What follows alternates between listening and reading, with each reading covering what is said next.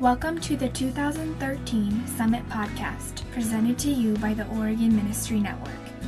Summit took place April 15th through 17th at People's Church in Salem. The following Learning Lab entitled New Ministry Systems for a New Day was brought to us by a panel of next generation leaders.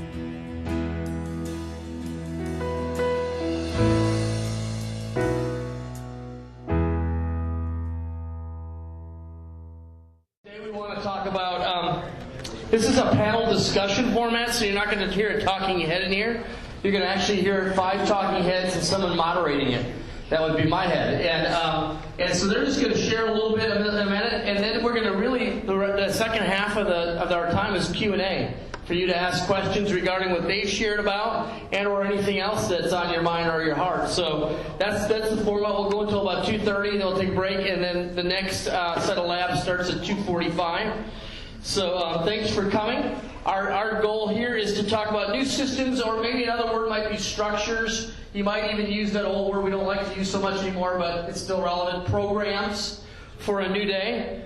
We all know that God's doing a new thing. I mean, the Bible talks about that God's always doing new things. He's creating things anew, and He's never stale. He's never, like we learned this morning, He's never in that coma, if you would. But he wants us to be that third level leader, where we want to bring life and resurrection and new things for the new day that God's created. And so what we've asked is our 5 guests up here just to share a structure, a system, a program, whatever you want to call it, that they've had to create recently to help them within the ministry that they're leading today. Not the ministry that they led 10 years ago or 5 years ago, but what they're doing now to minister in their culture, in their context of their church, that they feel like is really working, and it might help you. And so that's what we've asked them to do. We have 5 guests. I'll introduce them right now so you'll know who they are, and then we'll go through and let them share. On the end down here is Stephen Olson. He's a children's pastor at Medford, Bethel, it's longer than this point? Yeah. Yes, in Medford. We're glad that you're here. Right next to him is Troy, the youth pastor from the same church at Bethel. Vista Point, whatever. Sorry, Pastor Tim. I'm just butchering your church. I will try to do better. In the middle here is Philip Hahn. Philip is our children's pastor at Portland Christian Center. And so he's going to share. And then on the end down here is Silverii, who's our youth pastor at Albany First Assembly. And on the very end is Aimee Peter, who's our children's pastor at Albany First Assembly. So we have some who serve at the same church, and Philip's the Lone Ranger in the middle. But so you're going to hear their hearts and some of the ministries that they structured. But before we do that, I just wanted to recognize one person and actually give them a chance just to talk about it. And I just think it's very, very encouraging and impressive. And that's Aimee here on the end. I just want to let you know that her church was the top giving church for BGMC in our state. And that'd be something in itself, of teaching kids to be generous, teaching kids to believe in missions and value what God values. But she wasn't just the top in our state. She was the top giving church for BGMC for her size church nationwide, which is 500 to 1,000 people. So she was the top nationwide. She was the 6th highest in the nation overall. The 6th highest in the nation overall. They gave over $30,000 to BGMC this past year. And so I just think we should give it up to her and applaud her for that. And before we get into these structures, I wanted to just ask you, what did you do to motivate kids to be generous and give to missions? Well, before the year started, we had to be pretty strategic.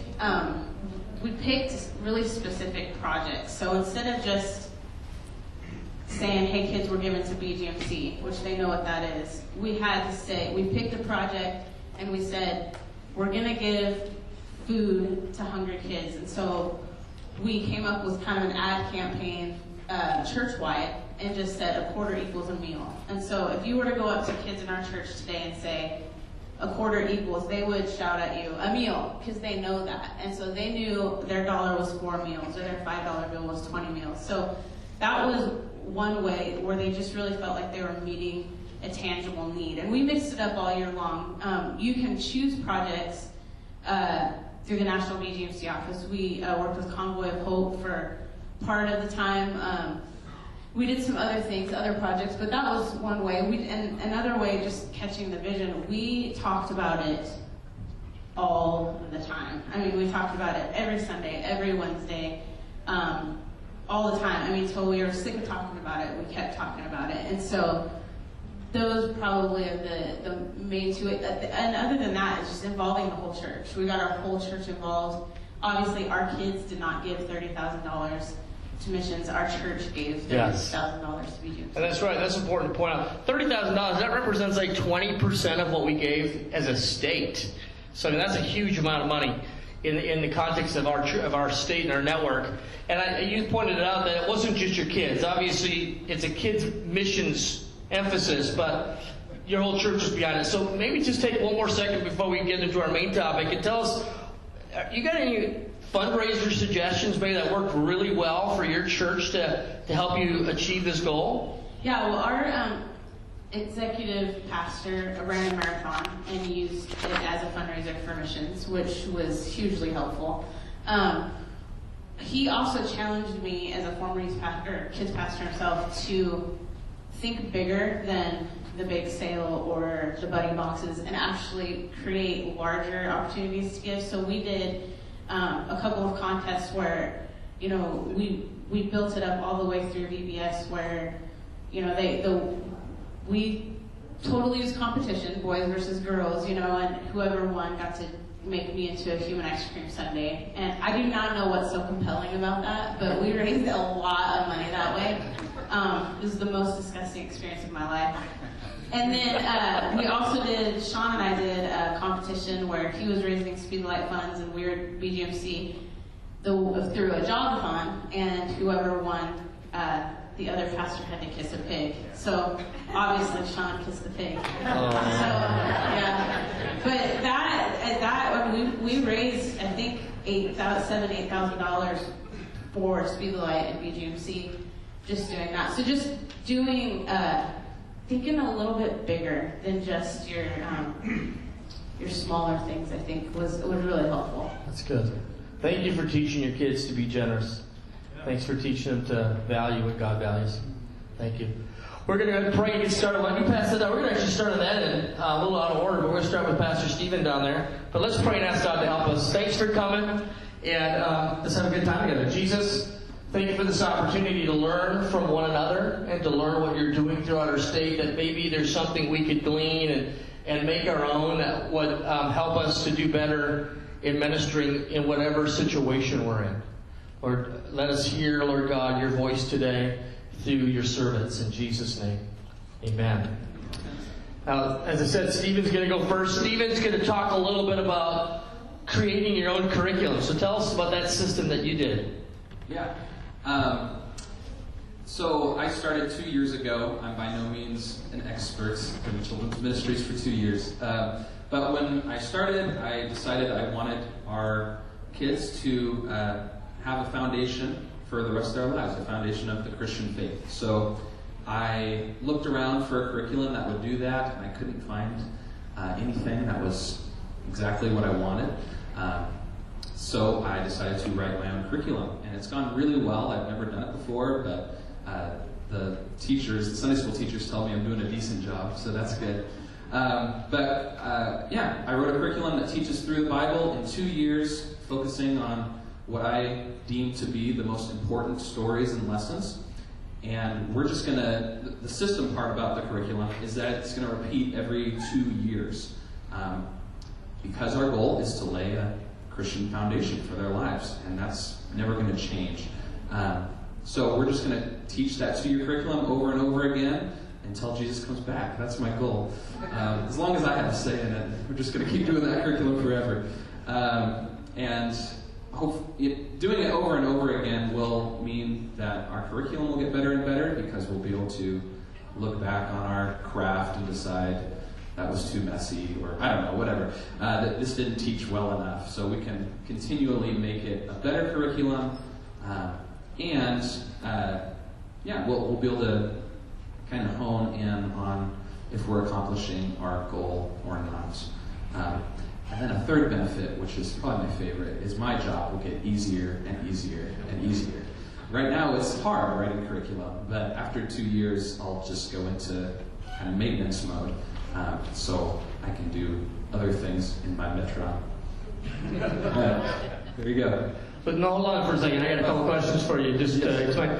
So 2 years, it's 104 basically lessons, or somewhere around there. I don't know if you're taking a week off or not. Yeah, we do take some weeks off. How do you decide? I mean, there's obviously more stories than that in the Bible, more topics than that in the Bible. How did you determine, and maybe you're still in the process of doing that, determine what you're going to teach and what you're not going to teach? So yeah, it's kind of that's a hard process, picking what are the best stories and lessons. So I do it in different ways.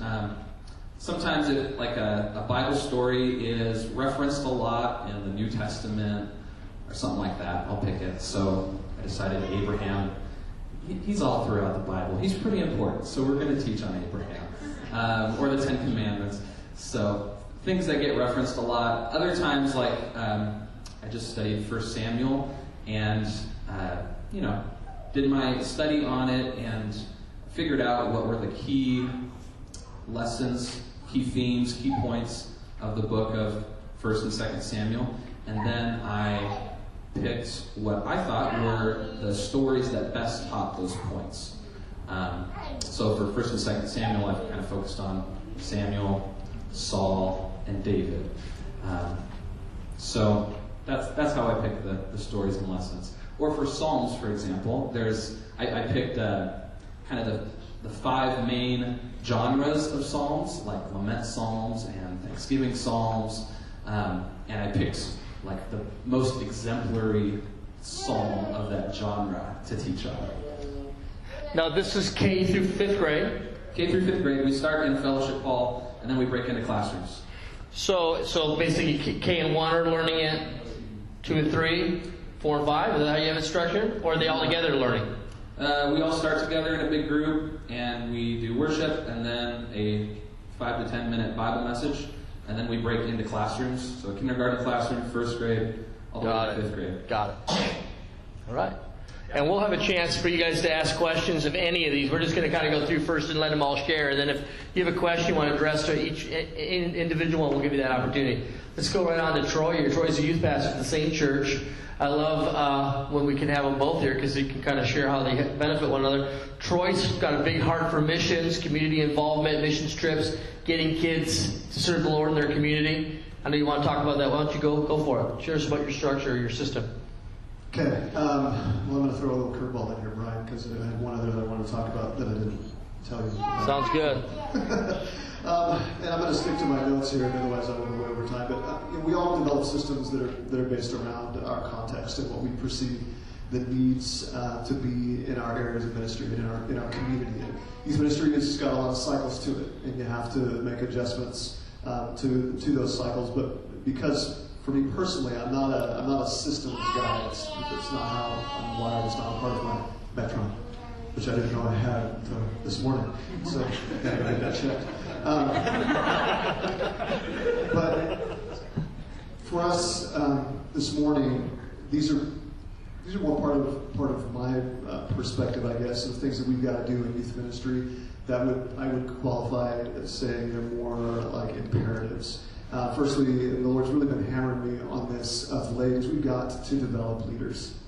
We've got to develop leaders, and it dovetails nicely with what Pastor Frank was talking about this morning, as well as Scott Hagan. But the church lacks leaders not because we lack people, but because we as pastors lack the courage to challenge people to grow.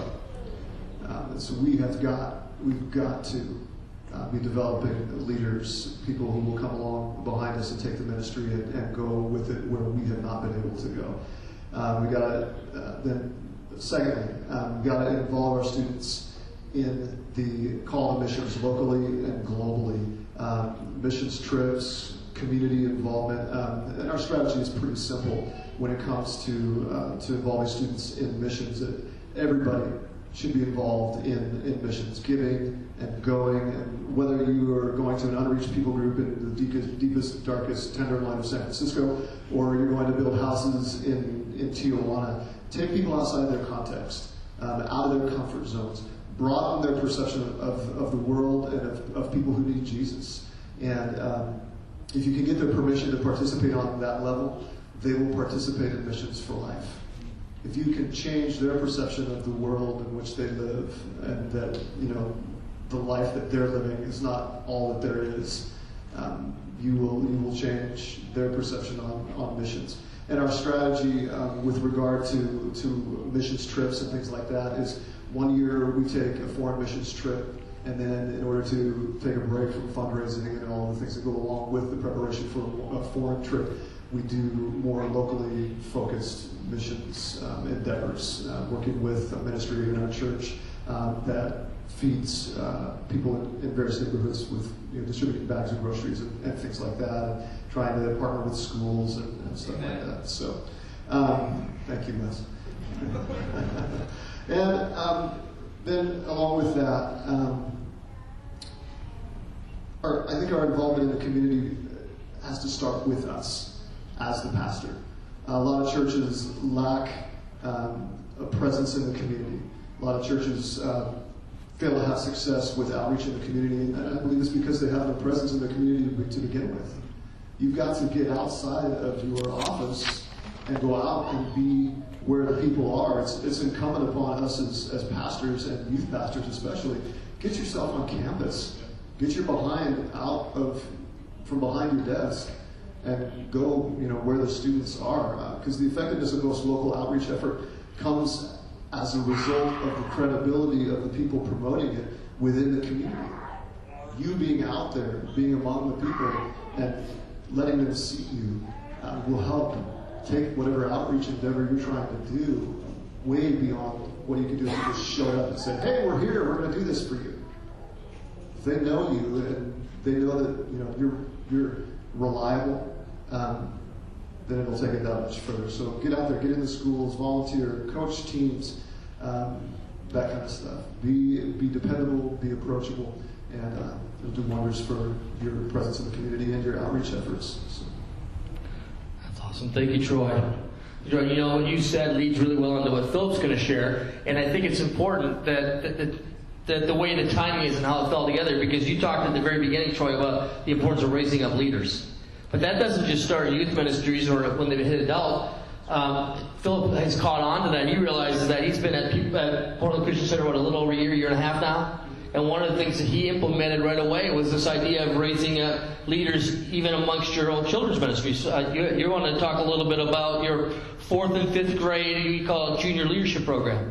And I feel obligated to let the podcast listeners know that the word Metron is a new, hot button word in the Oregon Ministry Network because of our keynote speaker, Frank Damasio. So you gotta go listen to that second plenary session to understand what we're talking about when we talk about Metron, because it's not a real word. None of us can find it in the dictionary on our iPhones anyway. But we started a junior leadership program at Portland Christian Center, and I've done versions of this in the past as well, but it's looking a little different where we're at right now. And my personal Metron, if we want to use the hot button word, is I really honestly was sick of hearing testimonies of people who gave their hearts to the Lord as a child and strayed away as a teenager, and praise the Lord, I'm back. I love those rededication stories and the fact that I'm glad that they re-entered the kingdom of God, but it makes me sick to think that they had to experience the horror of the sinful world and had to go through a recovery process, when I think that if our kids are Bible reading, tongue speaking, Jesus sharing, worship breathing, disease healing, prayer wielding warriors for the kingdom of God, they will not have any desire to stray. Can you say that one more time? If our kids are Bible reading, tongue speaking, Jesus sharing, worship breathing, disease healing, prayer wielding warriors for the kingdom of God, they will have no desire to stray. All right. Because if you encounter the genuine, you don't have to go out and look for a counterfeit. And I don't think that can happen by just teaching them about the Bible. You need to involve them in ministry, and that's feeding our youth ministries as well. I don't want to hand my youth pastors a bunch of kids who know about the Bible I want to hand my youth pastor the leaders that are actually going to run his ministries. I want them, so I'll go through the reasons, the requirements, and the responsibilities of our junior leadership program pretty quick. The reasons is the fourth and the fifth graders, and if your ministry has sixth graders, they're included in this process as a children's pastor. If you've got children who are in the fourth and fifth grade area, they're supposed to be sick of children's ministries. They're going to be bored, and you've just got to kind of accept that, and they will be bored unless you give them something to do. If you give them some responsibilities, if you give them some type of a level of leadership for them to strive for, now it's no longer about, oh, well, these puppets are too irrelevant for me. I don't like these cartoons. These songs are hokey, because we're trying to minister to kindergartners through fifth grade at our church, so to put them all in one room and expect the fifth graders to get on board with whatever we're doing is kind of difficult. But if they are involved in leadership, it gives them something to achieve, something to strain for, and that keeps them involved in wanting to be there, because they've got something to do. The other thing is that it does feed the youth ministries and gives the youth pastors some strong leaders that are core to his youth group when they move out of my ministry, because I'm not really interested in building our children's ministry. I want to build the kids that are in it. And so, that's right. Very good. The kids in the youth group were my kids, and the kids in my kids' church are my youth pastor's kids in 3 years. So I want to make sure that they continue to develop along that path.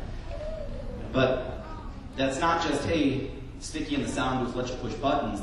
There's some actual responsibilities involved, and that involves, we've got different teams of our junior leaders. Some of them do drama and acting and costume characters. Some of them teach object lessons on the platform. We have about, maybe once or twice a month, we have some kid teaching an object lesson or doing skits. We have some kids in the sound booth running the tech stuff, because not every kid has the same gifts. Some of them are at the greeting table, welcoming kids in, helping dismiss kids. Some of them are running our toy store, which is our incentive program. We hand out Bible bucks and let them, pull Chuck E. Cheese prizes off the shelf. So there's all kinds of things that they do. Clean up before and after service. They can hand out Bible reading calendars. There's so many things you can just invent for them to do on a Sunday or a Wednesday night that they can really strive for. But not just one area. Let them serve within their gifts.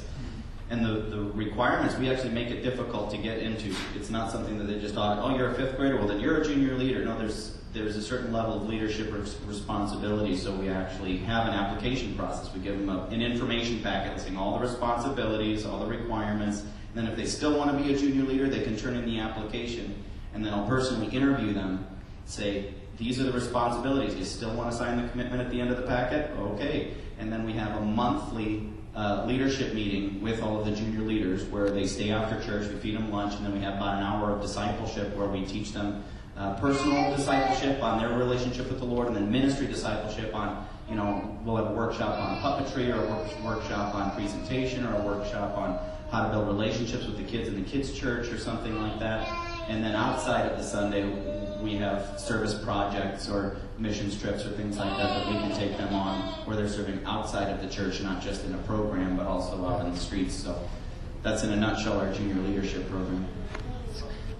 And Philip, you'd be a nightmare for a lazy youth pastor in your church, because you've raised this bar of student leadership, and then if the youth pastor doesn't have a leadership program, the kid's going, this is like a step down.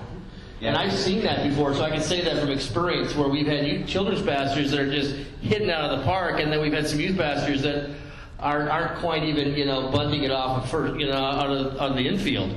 And kids are like, why do I want to go there? This is so much better here. But I appreciate that you're raising the bar. Yeah, if our middle school pastor didn't have anything for them to do, they probably wouldn't stick around. Yeah. They'd be pretty bored. Yeah, I think you're right. Thanks, and we'll get a chance to ask him more about that. Sean here. Sean's our youth pastor in Albany First, going to get married really soon. Yeah. But you want to talk a little bit about a structure that you're doing at your place, ministry simplicity, is kind of what you threw at me, but I'll let you unpack it. Yeah, I don't know if it's necessarily anything new per se, but the idea of just being purposeful in everything what we do, and that's simplifying. And so, as pastors, we have ample opportunities to do all kinds of different things, all types of events, all types of fundraisers, all types of whatever. And so it's this idea for us, and I preach to my leadership team, is that I want everything that we do to be purposeful. So that means saying no to a lot of stuff. A lot of stuff, you know. And you're so, oftentimes churches, we're so event driven. And that doesn't mean that those events are bad, doesn't mean that things are wrong necessarily, but it's what is right for us to do. And so for me and on our vision, our purpose statement, if you will, and everybody, you know, we all probably have purpose statements, but do we actually do what our vision says that we do? And so for us, I spend a majority of my time with my leaders, with my leadership team, because that's how we get things done. If it's just me, you know, it's just pastoral heavy, then we're not doing what the Bible tells us to do, what Paul tells us to do in Ephesians, which is equip every believer to do the work of the ministry. And so I invest heavily in our leadership team. I use 3 R's. Basically, relationship is first. Everything, that's the platform for our leadership team. Is do I know you? Am I praying with you? How's your family? Those are friendship, relationship. If I can't, chemistry is huge on a leadership team. Chemistry is huge. And so, you know, being with the people that I'm going to spending the most time with those people, I better like them. You know what I mean? If I'm going to spend a lot of time with somebody, you know, I want to like you. And so relationship is huge. Then resourcing those leaders. And resource them with whatever they need, encouragement. In addition to that, is there anything you don't understand about a role that you have? How can I help you achieve something, an idea that you have? How can we implement that into our vision, into our ministry, what we're doing? And then releasing them, just standing back and letting them go. Letting them do their thing. And helping them along the way, coaching them. Obviously, that's a part of resourcing. But that's an example of ministry simplicity. It's like, hey, man, I'm here. I tell our leaders, it's getting to a point where they're not really surprised by it, but they're more important to me right now than my kids. The youth ministry. They're like, what? Really? Not that our kids aren't important, but if I'm important, if our youth ministry team is healthy, our youth ministry will be healthy. Okay? As myself, my responsibility is I'm healthy, and our leadership team will get healthy and be healthy, and so on and so forth. So I pour a lot of energy into our leadership team and just keeping it real simple and just going back to the basics, kind of with purpose and mission and all that sort of. Let me ask you something real quick before we pass on to Aimee, because you have to say no to a lot of stuff. But obviously, there's some things that would be mission critical. How do you determine what's mission critical? Like these are absolutes we're going to do. Sure. Yeah. Does it align with what God has called us to do in our vision for our youth ministry?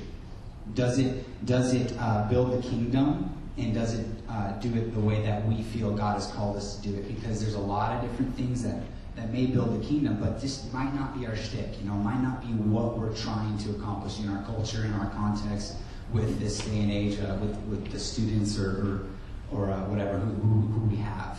So, for instance, well, I guess that's not really, I was thinking, you have students who are, for my context, teenagers, who are awesome at video games, and who love video games. I'm giving you kind of a rod, for instance. Yeah, your ministry might just be the majority of that. Well, I'm not going to do some sports camp for them and tell them to invite their friends because they won't show up. Those things are great and can build the kingdom, but not in my context, not with what God has given me, not with where we're going, if that makes sense. Mm-hmm. So you could say no to a sports camp, which would hurt me because I love sports. All right, let's go to Aimee. Aimee is the children's pastor there at Albany First. You're going to talk a little bit about something that's real important to me, and that is security in your church and check-in systems and how you've done that in your own context. Yeah, well, we, when you first come on staff at a church, you kind of do the first impression kind of thing and take note. And it was my number one goal in just a couple of the churches we've been at to really make sure the parents felt comfortable leaving their children in our care. And so it's really high on my priority list because how can a parent enjoy service when they're worrying about their child? I had the good fortune of coming into a situation where a system had already been purchased, so we just had to implement it. But the importance of it, I think, would be no matter if you're a small church or a large church, I mean, we've been in a church of 150 and, we're now at a larger church than that, but the unfortunate thing is that the junk in the world knows no church size. I mean, it doesn't matter what size your church is. I've had issues in both scenarios. So needing some sort of security for those parents is so important. And so we, at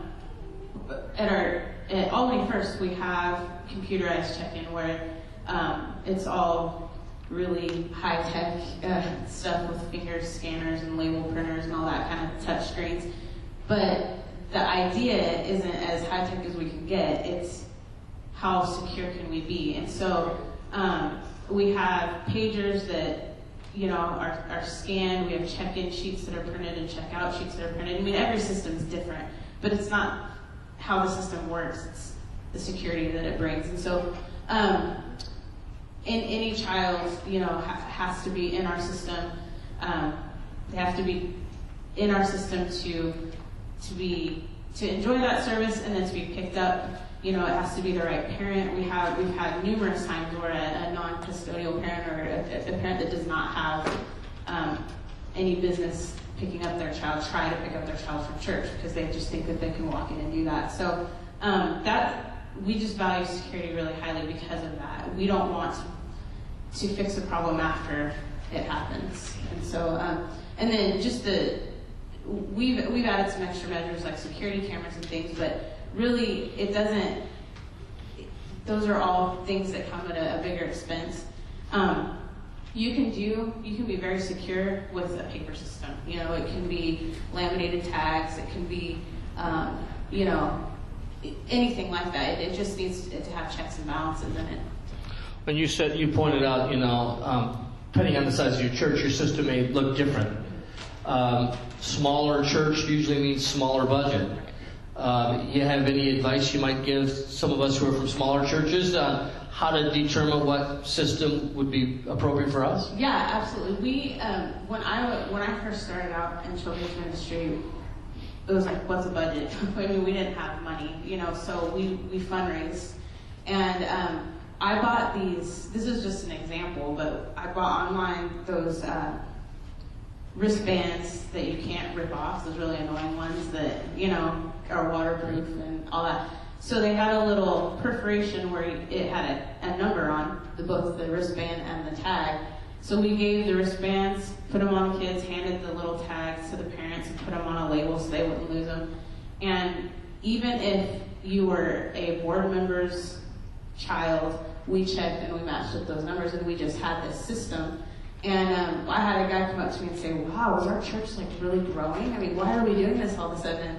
I just said, if we have to do now when we're small what we're going to do when we do grow. And so it started to make sense to everybody, and it did actually really save us from what could have been an unfortunate situation where someone tried to come in and pick up a child. But something that simple, I think we spent $20 on those wristbands, and they lasted a year.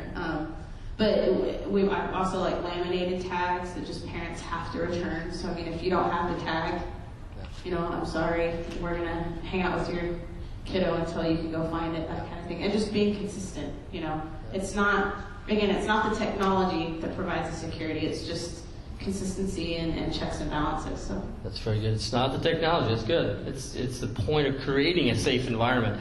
And I would just add in there, we were talking about the check-in system for kids, but I would just throw in there also that it's important that you have a secure system on how you choose who's going to work with your kids. Anyone under 18, it's important that you have a system of how you determine if they're fit to work with your kids and what their giftings are, and do background checks and application processes and all that. Yeah, it costs a little bit of money to do a background check, and yeah, it's going to take a little extra time to get that class filled. But that's what creates the safe environment. People who want to hurt your children go to easy places where they can have access to your children. And churches are notorious for that. So it's important that you have a system in place to create a safe environment on both sides. Do you want to say something, Philip, before we open the floor? Let me just I'll just chime in and echo your excellent job that you're doing. if statistics are correct, and I believe that they are based on what I've seen in my churches, there are pedophiles and child abusers attending your church right now, and that's just a fact of today's broken world. There are pedophiles attending your church, and you have to know that and create systems and follow through with each of those systems, whatever they are, in order to prevent that from becoming a problem. Absolutely, absolutely. Well, you hold on that mic because we're gonna open the floor. So you've heard 5 different systems, 5 different passions, 5 different things. You've heard from 3 children's pastors and 2 youth pastors. Questions, comments, concerns. Let's start right down here in front and just say it loud so that everybody can hear your question. Plus, it's being podcasted. I just want to ask Troy about, you mentioned getting students involved in missions, and we've done several missions trips in Oregon, and we're going to do one overseas this summer. One thing that I've struggled with is how to involve middle schoolers in missions trips, especially going and, because I just feel like it's a huge responsibility going on a missions trip and going for the right reason and ministering and working, and it's not, we're going to have fun, but it's not just to have fun. It's not a camp or a retreat just for them. So what kind of, missions trips could you do that are maybe, not as intense or whatever that the maturity of a middle schooler can handle? Well, we limit the involvement of our middle schoolers to local missions. That's simply how we do it. Because the risk is huge when you take any kid, whether they're 12 or 18, halfway across the world, or to a foreign environment, even if it's a major city in the United States. So my philosophy and our strategy, if you will, is that our middle schoolers do local missions, and that's the progression. And when they get into high school, then they, in a sense, earn that right to participate. Right, it's the wrong word, but you know what I'm saying. They earn the ability to participate in a foreign missions trip at that stage in their development. So, yeah. All right. And I'll just chime in on that before we go to the next one. There's some great close to home missions trips you can get kids involved in, where it doesn't have to cost a lot of money. You don't have to go that far. Bridgetown Ministries right up in Portland's an awesome opportunity to get kids plugged in. There's YWAM in our own state. So there's a lot of good things that you don't have to look real far. Get your 4th and 5th graders doing mission trips first. Yeah, there you go. And they'll be ready by the time they're in middle school. Let me, I'm going to have you speak into the mic, JD, so that we can get it on the podcast, because otherwise you're only going to hear the answer. 2 questions. One's for Troy. You might as well hold on to that for a while. I was, just for the sake of knowing, because you're passionate for missions and you've been doing it for a long time, a lot of knowledge. How many students have you seen in your youth ministry go on to do missions? Probably a lot, but just... Yeah, off the top of my head. So a lot, like a half a dozen. Yeah, that have made a career of it. Mm-hmm. So you feel like they catch that vision, it starts to open up those, like if they are called to missions, because they're around it so much, it helps them then. Yeah, I think, a foreign missions trip is kind of the gateway drug, if to getting them involved in missions for a lifetime. And Ken could probably speak better to this issue than even I. But when you, like I said before, you take them out of their local context, you take them out of their bedroom filled with a 32-inch flat screen TV and a video game system, and that kind of that entitlement mentality, and they're serving. They're out in a foreign environment, or even in a local environment where they're being pulled away from the focus of me, and on others. That really opens their hearts and their minds to looking at this idea that we talk about in church of missions and getting to missions and seeing people across the world come to know Jesus, or even in our own town come to know Jesus, and they look at that in a totally different light. And so in any way that you can involve students in missions, it begins that process of kind of breaking down what has been built in them since they were this high, that I am the center of the universe. that getting them to look outside themselves and see the need. Yeah. And then Philip, is it? Yeah. You probably are doing this already in the church that you're in, but if you went to a different church and had to just start again with what you're doing, how would you bridge the gap between the youth ministry and the children's ministry to get, if you already have leaders coming in, what do you do to prepare the youth pastor or so that they already have a relationship established with the youth pastor? Yeah, so that they're ready to receive those leaders. There's two sides to that coin. That's the youth pastor's responsibilities and my responsibilities, and most of that comes out of the relationship between the children's pastor and the youth pastor. A lot of it is I need to know what he is doing in his ministries so that I can build those leaders to do or be prepared for what he is doing in there. And then the other side of the coin is he's got to be aware of what my vision is and what I'm building in the kids so that he can perpetuate that and not let it die as the kids move up. But as far as the actual process or program, it's giving the kids as many opportunities to get excited about their youth ministry. I know a lot of old school children's pastors who kind of had a tongue-in-cheek attitude toward their youth pastors, like, oh, the youth department gets that. The youth pastors made the mess, and they kind of get this territorial mindset of, well, the youth pastor is this area, and I'm going to do my thing. And that kind of isolation is really dying out in our generation, and I think it kind of hurts the ministry when you do that. I agree. Go ahead, yeah, you want to chime in on it? Just kind of coming from a different perspective, my children's pastor now is rock star awesome. And so that I just want to build her up real quick. But as the youth pastor, it's your job to do just what Philip said. Even if the children's pastor is not really on board with where you're going, what you're doing, that type of thing, it's still your responsibility to make yourself visible and that type of thing, and at the same time not stepping over boundaries, but making yourself available to those 4th and 5th graders and whatnot too. Yep. Go ahead, Troy. Want to show just for a second on that? Yeah, and talking about working together. When Stephen first came to Bethel, we started talking about really right away. How can we develop a scope and sequence that begins in kindergarten and goes all the way through 12th grade, from what we're teaching our kids to, even now beginning to look at leadership development and kind of blowing up what we're doing currently to help bridge that gap as far as leadership goes between children's ministry, youth ministry, but with respect to curriculum and all that stuff. But so that we have a plan of sorts in place. Yeah. And I think and people have different opinions, but I think I can speak this because I'm in the middle of it. 5 years ago they made a decision to bring those youth and children together in our network, and I think that was a God thing. Now there may be other people who would argue and say there's other reasons, and certainly there were. But I think God used those other reasons because He wanted us to model the importance that we're reaching one generation. And we have to work together.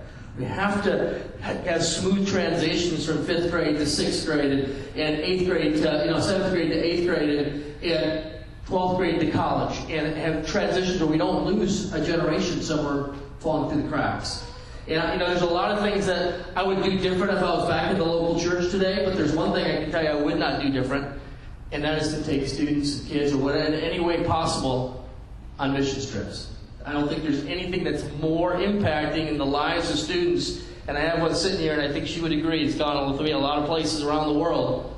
Nothing more impacting than a mission trip, no matter where you go, and it doesn't have to be outside of this country. But we're going to go to someone else. Back in the back row back here. Let me take the mic back here. Can I ask one more question about that first topic? Sure, go ahead. You're cheating, but go ahead. I know. The transition with the 5th graders, what kind of success rate do you have with the 5th graders actually becoming leaders in the youth ministry? How long have you been doing that? And my question is this: if they don't have a huge relationship with the youth pastor already, is that something that happens in there? Is the youth pastor involved in there as 5th graders so that they have the relationship? Do they go through an interview process again to be part of youth leadership?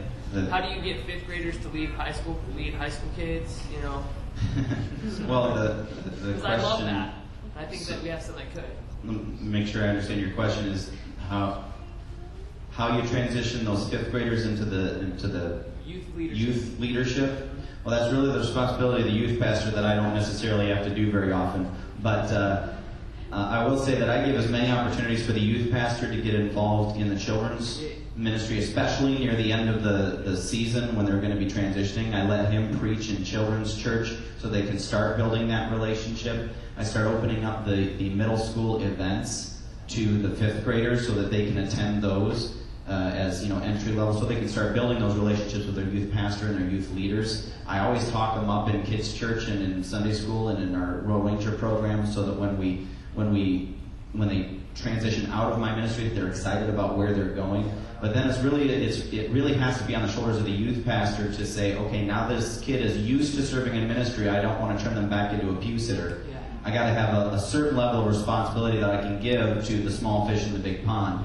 And we're not going to put a 6th grader in charge of a 12th grader. There's a certain level of common sense there, but there is some level of activity or leadership or volunteerism that you can give a 6th grader, but that's really the responsibility of the youth pastor.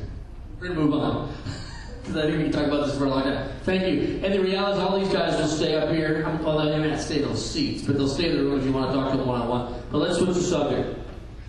Actually, my question is I know Phil, Aimee, and Stephen, when you're transitioning in, you really don't have rapport yet with the current youth students, but they're important to your ministry, if not today, in a couple of years, because those are some of the people you want to come back and have on your team, because they're very influential to younger people, as we know, and they have sometimes more authority to say things to kids that kids will accept more readily than they will from us grown-ups who are doing the ministry thing. So my question is, for all of you in a sense, is when you have a new staff member coming on board, whether that's let's say it's a children's pastor, what are some things that you think would be just dynamic to help start building that relationship immediately with some of the students who are in middle school or who are in high school, and you're the kind of the new person on the team coming in for that aspect, that you can maybe start gleaning some, because there are current high schoolers who should be viable candidates to come in and help in some way and start to get those serving opportunities in leadership roles, but you didn't necessarily speak in their lives and you don't have that relationship with them yet. What would you do to help promote that? And youth pastors, what would you do to help promote that relationship? Who wants to go for that? Just hold on to this for a second while I think about that question. Well, go ahead.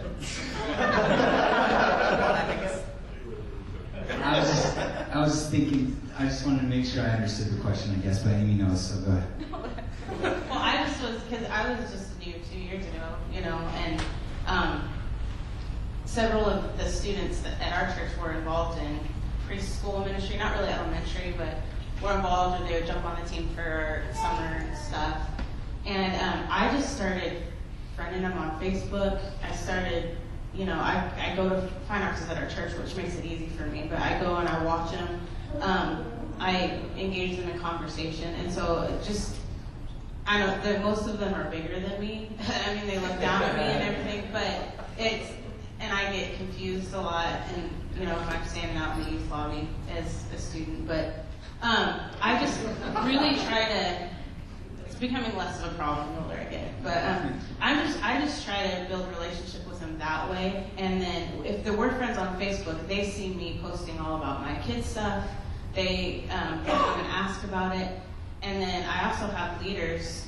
We actually have leaders that serve in both areas that help a lot too, the adult leaders, because they can talk up the ministry, and so yeah, that's just a couple of things we've done. That's good. Someone else got a different question. Well, I'm going to kind of do a lightning round because we only got 10 minutes left. You already had a chance. Somebody didn't have a chance yet. Otherwise, we'll come back to Mr. Mike Hogg over there. I had a question for Stephen. I was just curious about writing your own curriculum and stuff. I ventured down that road a little bit, and the roadblock that I hit was I could write a decent lesson, I can come up with object lessons, I can do small group materials, but a lot of the peripheral things like videos and some of those kind of extras that really enhance curriculum, I just didn't have the capacity to be able to do. How did you fill in those kind of blanks? I didn't. I don't do any videos. I try to keep it really simple, and I can do it all. It's crafts, snacks, Bible lesson review activities. It's all simple. And I had to do that because I knew it was going to be a big job. So I didn't want to do videos. And also, I don't really like videos. Teachers and whiteboards and flannel graphs do a better job. And it's easier. So I didn't try to do anything too hard like that. Did I hear him say flannel graphs do a better job? Wow. That's amazing. Go ahead. You want to comment on that? I can comment on that because I interned under a man who couldn't do anything. But he was one of the best children's pastors I've ever seen. And he had a thriving ministry of fourth graders leading other children in the baptism in the Holy Spirit, kids reading their Bible and praying on a daily basis. He had a phenomenal ministry, thriving worship ministry in his children's church. And he would write a lot of his own stuff, but the key was whatever he couldn't do, he found somebody else who was really good at it. And he said, "You're so good at that. You're so stroke. There you go. You're so good at that, boy. But you want to influence the lives of children for generations to come, and get somebody else to do what you can't do." That's good. Someone else have a question? Different question? Go ahead. So I really appreciate what you guys are talking about with mission trips and the impact that has. I just became a youth pastor 2 months ago, so I'm very, very new to this. And probably thank you. I love it. It's great. But mission trip like this summer probably out of reach for me. And I'm like totally lost as to even think of where to go, how to do it, what fundraisers. So anything that you guys can give me as advice on like what's a great idea for a trip, what are the best ways to organize that, I would love that. Go ahead and talk to my fiance. She's sitting right there. Seriously. That's what she does. That's what I have to say. And I'll throw in there. She'll do a better job. She'll do a better job than I would, at least. I don't know. Just taking it. This is Ashley Greer. She works in the ministry called Global Passion, and that's all they're about, sending students on mission field. I will say, I'll just chime in on that too, Joe. I don't think I officially met you, so before you leave, I want to meet you. But we also do the network just plans a mission trip every year for the youth to go on too. So maybe for a first time around, you just want to come and just hang out and not have to do a whole lot. That might be the way to go. Versus we're going to Cambodia this summer with Ken Huff, who's in the room, our missionary. We got 63 going with us, so we're excited about that. Last year we went to Haiti. The year before we went to Nicaragua. Next year we're looking at going to Alaska. So you don't always have to go outside. Just get kids outside their comfort zone is the key. Outside of their environment where God can use them. That's what it's all about. So there's opportunities right here in our network. You can talk to this young lady right here. Tell you about a ministry called Bridgetown that you can get plugged into. So there's a lot of good stuff out there. Someone else have a question? Hey, also Campus Missionaries is a great way too. Okay. Yeah, you're right. It is. A little different idea, but yep. Someone else. You get a youth alive missionary in here, and they always just want to talk about the same thing all the time. It's all about schools. It's all about schools. Let's go back to JD because he's the one who has so many questions. I've been developing a program for youth for a couple of years now, and I think my step has been I've been really afraid to just implement it because I'm constantly working on it, constantly. And I guess, would you recommend to just go ahead and dive into it? Is that what you did? Did you finish the program before you started it, or? I thought about it for quite a while. I think I started writing 9 months before I started it, but I knew that if I didn't pick a start date, I would just keep working on it and never start it. So once I set that deadline for myself, it scared me and got me to work harder. I don't have it all finished yet. I was, a couple months ago, I was like 3 months ahead. Now I'm only a month ahead, and so I've got to go on another little curriculum writing retreat and do some more work. Yeah, hope that answers your question. Yeah, go ahead. And I know that we've got all kinds of different pastors in here. So with whatever new ministry system or endeavor you want to do, don't do it alone. Pull in people with you. And I don't do anything by myself besides pray. And that's only sometimes. So, don't do it alone. Very good. Anybody else have a question? We just got a few minutes left. Someone didn't get a question? Just go to this gentleman here in the back. We want to get you on the mic so we can get you in the pocket. Just a comment for those on the podcast. and good knowledge. Metron is a word. It's Greek reference for metrics and its measurables, which we'll be hearing more of. For clarifying that, especially for the podcast. Someone else have a question before we finish up here? Otherwise, we'll wrap it up. Any other questions?